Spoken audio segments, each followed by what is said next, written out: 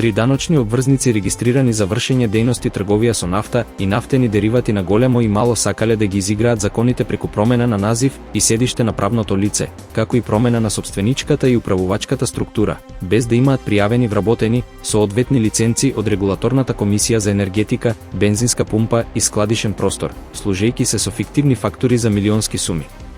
Станува збор за 3 даночни обврзници и 5 добавувачи.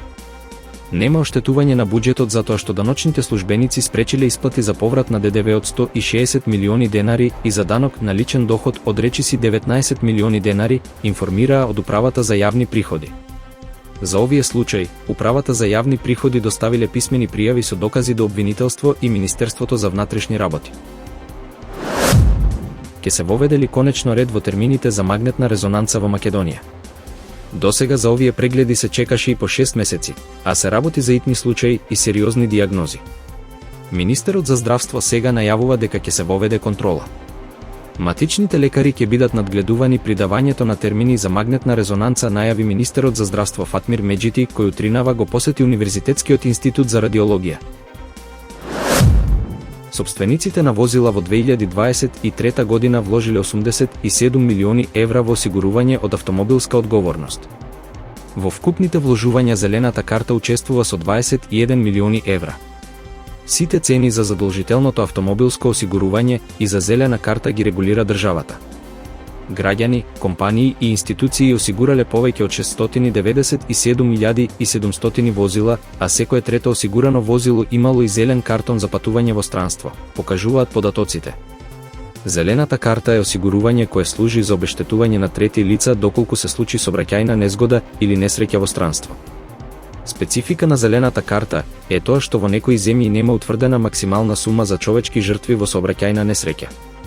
Во таков случај осигурителната компанија што ја издала зелената карта ќе исплати износ без ограничување. Вештачката интелигенција ќе влијае на речиси 40% од работните места ширум светот, заменувајќи некои и дополнувајќи други, така што е потребна внимателно избалансирана политика за да се искористи нејзиниот потенцијал, рече директорката на Меѓународниот монетарен фонд Кристалина Георгиева.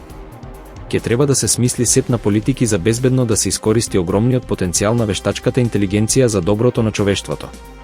Околу половина од работните места кои ќе бидат погодени од вештачката интелигенција може да имаат корист, но за другата половина може да ја намали побарувачката за работна сила и да доведе до помали плати и намалување на вработеноста. Во најекстремните случаи, некои од овие работни места може да исчезнат. Георгиева посочува дека од клучно значење е земјите да воспостават сеопфатни мрежи за социјална заштита и да понудат програми за преквалификација на работниците.